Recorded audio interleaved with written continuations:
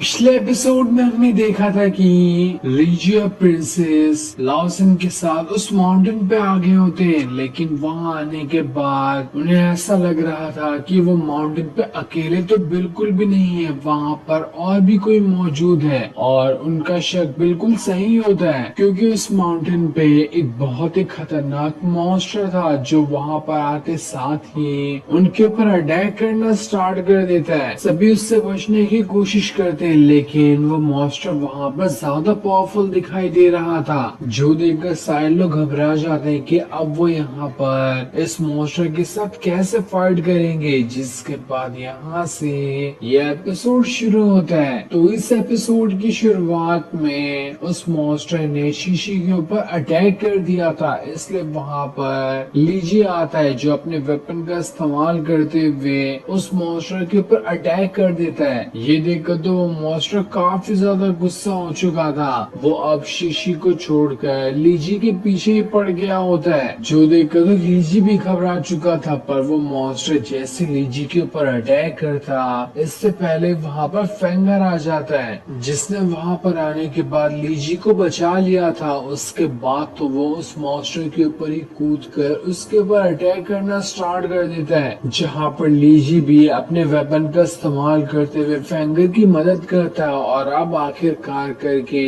उन दोनों ने मिलकर उस मॉन्स्टर की जान ले ली थी। तो वहीं दूसरा वाला जो मॉन्स्टर होता है उसके पीछे लाओसन पड़ चुका था। वो भी वहाँ पर अपनी पावर का इस्तेमाल करते हुए उस वाले मॉन्स्टर की भी जान ले लेता है। इस वजह से दोनों मॉन्स्टर से सभी लोगों का पीछा छूट चुका था। जिसके बाद लाओसन लीजी से कह रहा होता है, लीजी क्या तुम यहाँ पर इन मॉन्स्टर की पावर का इस्तेमाल करते हुए कल्टीवेशन करना चाहोगे? जिसपे लीजी कहता है, क्यों नहीं, मैं इनकी पावर का इस्तेमाल करते हुए यहाँ पर जरूर कल्टीवेशन करना चाहूंगा। मैं तो काफी टाइम से इसके बारे में ही सोच रहा था, और देखो तुमने ही मुझे इसके बारे में कह दिया। जिस पर फेंगर कह रहा होता है, देखो यहाँ पर ये मॉन्स्टर है ना, मरने के बाद भी बहुत ज्यादा खतरनाक है। तुम्हारे तो जब ये जिंदा थे तभी देखकर फट चुकी थी, मुझे नहीं लगता कि मरने के बाद भी तुम इनकी पावर का इस्तेमाल करते हुए कल्टीवेशन कर पाओगे। तुम तब भी इनसे डरते रहोगे। लेकिन लीची कह रहा होता है, किसी को कुछ कहने की जरूरत नहीं है, मैं यहाँ पर सभी को कल्टीवेशन करके दिखा दूंगा कि मैं भी यहाँ पर इन मॉन्स्टर की पावर का इस्तेमाल करते हुए कल्टीवेशन कर सकता हूँ। जिसके बाद लीजी ने वहाँ पर उस मॉन्स्टर के सारे स्पेशल ऑरा को अपने अंदर डालना शुरू कर दिया था, ताकि वो यहाँ पर अपना ब्रेक थ्रू कर सके। लेकिन काफी देर हो चुकी होती है, उसने अभी तक के अपना ब्रेक थ्रू नहीं किया था। इसलिए लाओसन और फेंगर वहाँ से जाने वाले होते हैं कि नहीं, ये ब्रेक थ्रू नहीं करने वाला, यहाँ पर सिर्फ हमारा टाइम वेस्ट ही हो रहा है। शीशी उन दोनों को वहाँ पर रोकने की कोशिश करती कि हमें कुछ देर के लिए रुक जाना चाहिए, हम यहाँ पर लीजी और प्रिंसेस को ही प्रोटेक्ट करने के लिए आए थे ना, अब उन्हें ही छोड़कर जाएंगे तो हमारे यहाँ पर आने का फायदा क्या? फेंगर और लाओसन कह रहे थे, जरा अपने आसपास नजर उठाकर देखो कि यहाँ पर कितने ज्यादा मॉन्स्टर आ चुके हैं। हमने यहाँ पर कुछ टाइम भी और बिताया तो हमारी जान खतरे में आ सकती है, इसलिए मुझे अपनी जान इस लीजी के लिए तो खतरे में बिल्कुल भी नहीं डालनी है। मैं तो जा रहा हूँ, और मैं तुमसे भी कह रहा हूँ कि तुम्हें भी यहाँ से चले जाना चाहिए। जो सुनकर शीशी कह रही होती है, उस मॉन्स्टर ने मेरे ऊपर अटैक कर दिया था, लेकिन उसी टाइम पे लीजी ने आकर मेरी जान बचाई थी। अगर लीजी उस टाइम पे नहीं आया होता तो मैं कब का मर चुकी होती।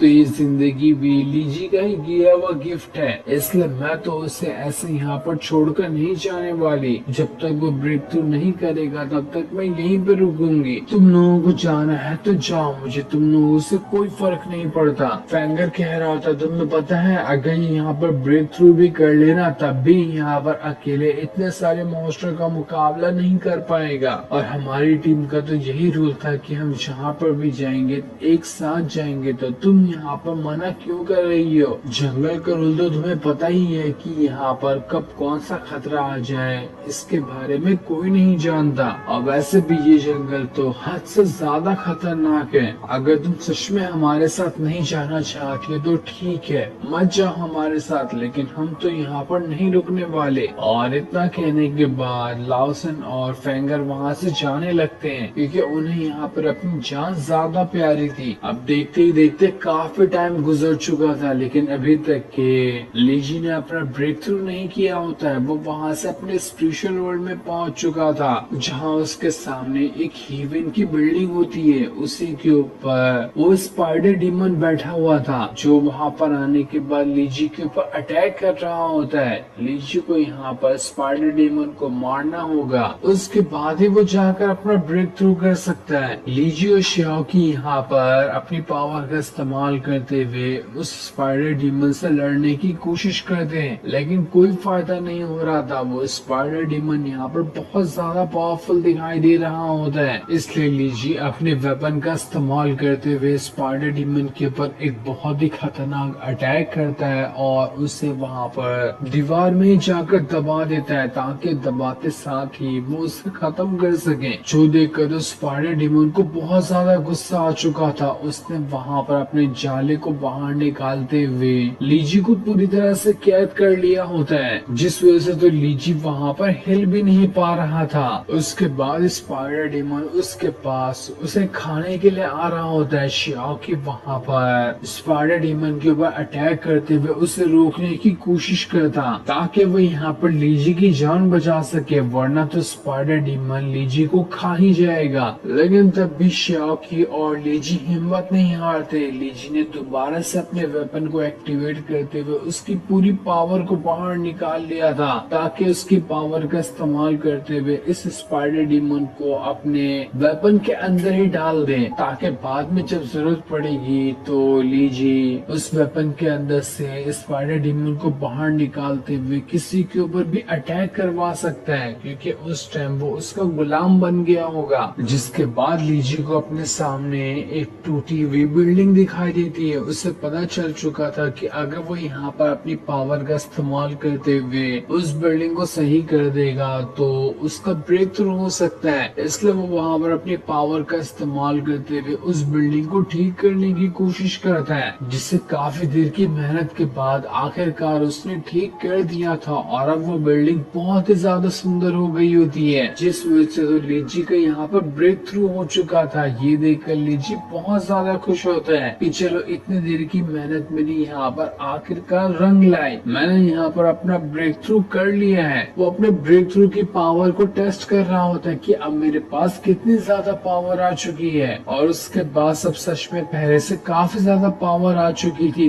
तब वहाँ पर रियल वर्ल्ड के अंदर प्रिंसेस जो होती है लीजी को पूछ रही होती, लीजी क्या तुमने अपना ब्रेक थ्रू किया, क्या तुम सही हो अभी? इसलिए लीजी को वहाँ पर होश आ जाता है। लीजी को जैसे होश आता है वो अपने आसपास देखता है तो उसे फेंगर और लाउसन कहीं दिखाई नहीं देते, जिसे देख वो परेशान हो जाता है कि उन धोखेबाज लोगों ने तो मुझे धोखा दे दिया। शीशी उससे कह रही होती है तुम्हें उन लोगों के बारे में सोचने की जरूरत नहीं है, वो लोग भरोसे के लायक भी नहीं है, मैं यहाँ पर तुम्हें प्रोटेक्ट करने के लिए हूँ, लेकिन ज्यादा कुछ सोचने की जरूरत नहीं है। तुमने मुझे पैसे दिए थे, मैं उसी का एहसान चुका रही हूँ। जिस पे लीजी कहता है अगर ऐसी बात है तो ठीक है, हमें जल्दी यहाँ से चलना चाहिए, हो सकता है कि हम लाउसन और फेंगर को आगे चलकर पकड़ लें, तब उसके साथ हम उन्हीं के साथ जाना शुरू कर देंगे। इसलिए वो तीनों वहाँ से आगे बढ़ना शुरू कर देते हैं। लेकिन काफी दूर तक चलने के बाद शीशी जो होती है वो बहुत ज्यादा थक चुकी थी। वो लीजी से कहती है मैं वो रास्ता सेंस नहीं कर पा रही जिस रास्ते से लाउसन और फेंगर आगे गए हैं, शायद मैंने उन्हें यहाँ पर खो दिया। और इतना कहने के बाद वो वहीं पर बेहोश हो जाती है। प्रिंसेस और लीजी शीशी को देखने की कोशिश करते हैं, क्योंकि जहाँ पर उस स्पाइडर डीमन ने उसके पर अटैक किया था वहाँ से काफी ज्यादा खून निकल चुका था। इसी वजह से शीशी यहाँ पर बेहोश हो गई, जिसके काफी देर बाद अब शीशी को वहाँ पर होश आता है, लेकिन तब भी वो काफी कमजोर महसूस कर रही थी। लीजी उससे कहता है देखो मुझे माफ कर देना, मेरी वजह तुम यहाँ पर इस मिशन पर आई और तुम्हें इतनी गहरी चोट लग गई। शीशी कहती है बकवास बातें करने की कोई जरूरत नहीं है, तुम आगे जाकर रास्ता देखो कि फेंगर और लाउसन किस तरफ गए हैं, मैं कुछ देर में खुद से ठीक। लेकिन लीजी कह रहा होता है नहीं, सबसे पहला हमारा ये काम है कि हमें तुम्हारी इंजरी को ठीक करना है, उसके बाद ही हम यहाँ से आगे बढ़ेंगे। लेकिन शीशी कह रही है तुम्हें घबराने की जरूरत नहीं है, मैं यहाँ पर पूरी तरह से से ठीक हूँ, लेकिन तभी जितना भी उसका खून बहा था उस खून को स्मेल करते हुए भेड़िया आसपास आ रहे होते हैं, जो देखकर तो शीशी घबरा जाती है कि लगता है यहाँ पे भेड़िए नजदीक आ रहे होंगे। शाओ के लीजी से कह रहा होता है, मास्टर मैंने आसपास 4 लेवल के मॉन्स्टर को सेंस किया है, वो सच में बहुत ज्यादा पावरफुल है,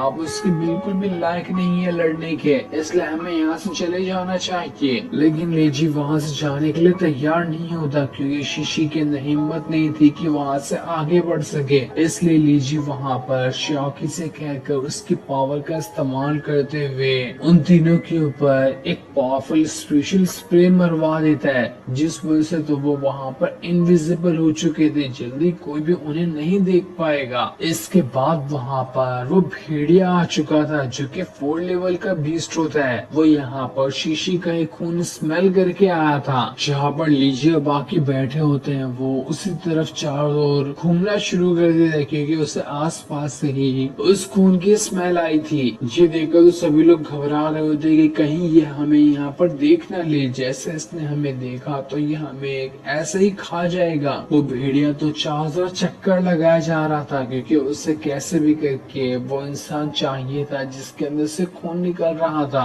और उन लोगों की किस्मत वहाँ पर अच्छी होती है कि काफी देर रुकने के बाद वो भेड़िया वहाँ से चला जाता है, क्योंकि उसे वहाँ पर कोई दिखाई नहीं दिया था। उसके जाने के बाद प्रिंसेस लीजी से कह रही थी, जब तक तुम यहाँ पर शीशी को संभालो तब तक मैं पानी का बंदोबस्त करके लाती हूँ, ताकि मैं उसे शीशी को दे सकूं, जिस वजह से हो सकता है कि उसे थोड़ा आराम मिले। लीजी उससे कह रहा था, जहाँ पर भी जाना तो थोड़ा संभल के जाना, तुम्हें खुद का भी ख्याल रखना पड़ेगा। जिस पर प्रिंसेस हाँ में जवाब देते हुए वहाँ से चली जाती है। उसके जाने के बाद लीजी ने अपनी पावर का इस्तेमाल करते हुए शीशी को ठीक करने की कोशिश की थी, ताकि वो उसके सारे के सारे चोटों को सही कर सके। और काफी देर की मेहनत के बाद आखिरकार लीजी इसमें कामयाब हो जाता है, लेकिन चोट ठीक करने की वजह से उसने जहाँ पर चोट लगी थी वहाँ पर हाथ रख दिया होता है। ये देखकर जैसे ही वहाँ पर शीशी को होश आता है और उसे पता चलता है कि लीजी ने उसके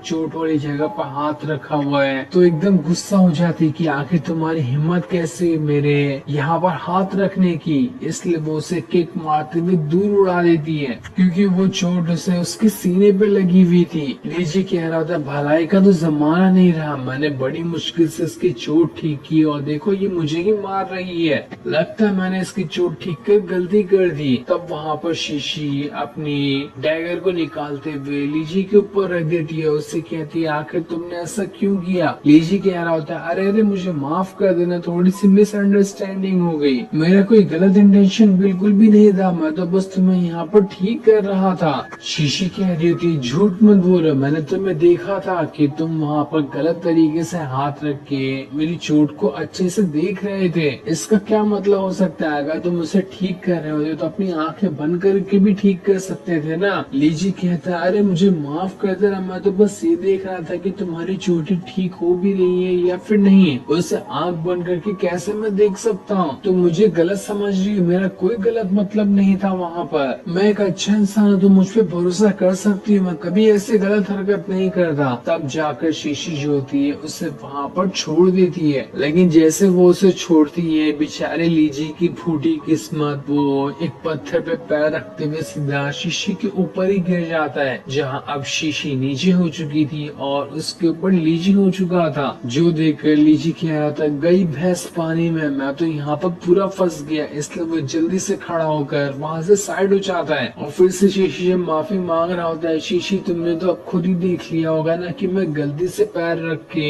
पत्थर पर यहाँ पर गिर गया, इसमें भी मेरी कोई गलती नहीं थी। शीशी ने भी यहाँ पर देखा था कि इसमें लीजी की कोई गलती नहीं है, इसलिए वो उसे कुछ नहीं करती। जिसके बाद वहाँ पर प्रिंसेस भी पानी लेकर आ चुकी थी। वो शीशी को ठीक देखकर काफी ज्यादा खुश हो जाती है। जिसके बाद लीजी कह रहा होता है, अब हमें यहाँ से आगे बढ़ना चाहिए, हमने काफी टाइम यहाँ पर वेस्ट कर दिया। शीशी वहाँ पर प्रिंसेस का लाया हुआ पानी लेकर उसका शुक्रिया करती है, उसके लिए काफी दूर से पानी लेकर आने के लिए। दूसरी तरफ हम लिन सॉन्ग को देखते हैं, जो अपने साथियों के साथ उसी माउंटेन के पास आ गया होता है, लेकिन अभी तक के उसे न ही लीजी दिखाई दिया था, न ही लीजी की बॉडी दिखाई दी थी। वो अपने साथियों से कह रहा होता है, अभी तक की लीजी क्यों नहीं मरा? वो मरा होता तो मुझे यहाँ पर दिखाई दे जाता ना। क्या वो मॉन्स्टर को मारते हुए आगे बढ़ते जा रहा है, लेकिन आखिर ऐसा पॉसिबल कैसे है? उसके पास ऐसी क्या चीज है जिसका इस्तेमाल करते हुए उन मॉन्स्टर को मारे जा रहा है? तब उसके साथी लोग कह रहे थे, बॉस बॉस हमें तो नहीं पता कि उसके पास क्या चीज है, लेकिन हमने उसके पास किसी